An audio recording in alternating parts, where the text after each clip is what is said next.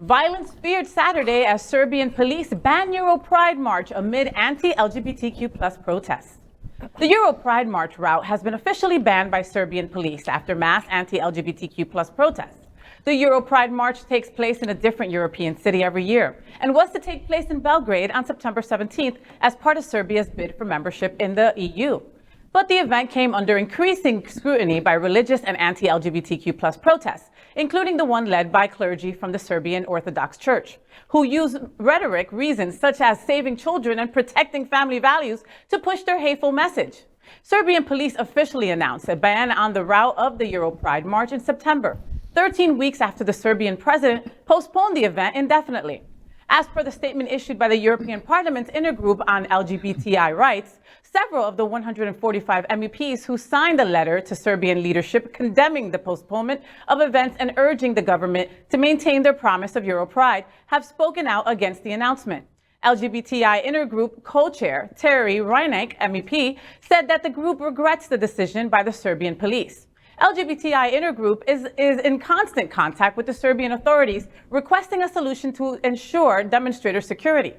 Even the European Pride Organizers Association President Christine Garina expressed her stand on the matter, saying that banning the march would violate Serbia's commitment to the European Convention of Human Rights, which is important for an EU membership. So we did this story last week when the Serbian president was just thinking about maybe postponing it, right? Then he announced it was going to be postponed for good. Then they say, okay, completely canceled because of fear of violence. My first thought was maybe there was going to be violence between LGBTQ plus folks marching and anti-LGBTQ plus folks, right? But that's not even the violence that the reasoning for them stopping this. Right. It's the violence between the policemen themselves and those renegades and those fighters, LGBTQ plus people that are still going to go hit the streets, because they're still going to hit the streets out. Of course they are. That's exactly true. You know, when I heard the news, this is really big news in Europe. We're reporting on it here at Queer News Tonight, but in Europe, in the LGBT community, and for the European Union, this is a gigantic story. We're sitting here on Wednesday night. This is coming on Saturday. There's going to be people in the streets. Yes, absolutely. What Serbia and the president of Serbia and the and Belgrade police and the Serbian National Police Force are saying is it is illegal for you to be on the streets in any form to march. Now, we know at LGBT, I don't have great experience. Just try and stop us. Right. It's going to be, oh, wait, did you tell me no? You said right. Yeah, I'll be right there. What time should I be there? I wasn't going to go, but I was going to a pool party, but now. Grinder. Meet me here. Right. And that's going to be on all sides of the issue. They're going to be out in the streets. Yeah, and you know, the world will watch what the Serbian police do. Yeah. And if they attack these people. They're going to, Cindy. Expect that. We're going to tell the story next week about I think when it comes down to it, how is that going to look for Serbia? The European Union is going to kick them out, and rightly so. Allow them in. Yeah, and the thing is that the people who are saying that there will be violence are the ones that are stoking the violence. The church, the government. It's like when Lindsey Graham comes out and goes, oh, if Trump gets indicted or goes to court, there'll be riots in the streets. Well, hello, that's not even a dog whistle. That's just a whistle saying that this is going to happen. And I don't really think that the carrot approach to EU membership is really even working anymore. Yeah. They first applied in 2009, and then a recent poll shows that only 44% or only 56% still want to join. That means there's 44% that don't want to go into the EU. And to get on the euro, as you know, is like there's even higher bars to getting on that. And they are nowhere close financially to doing it. So I think they're using this intentionally to stay out of the EU, anti-international. They're MAGA Serbians. They are. Yeah, it's our top export these days. Yeah, right. That's an interesting observation you make. I think that we should all be paying attention in the next days because we have in our headlines that there's violence fears, and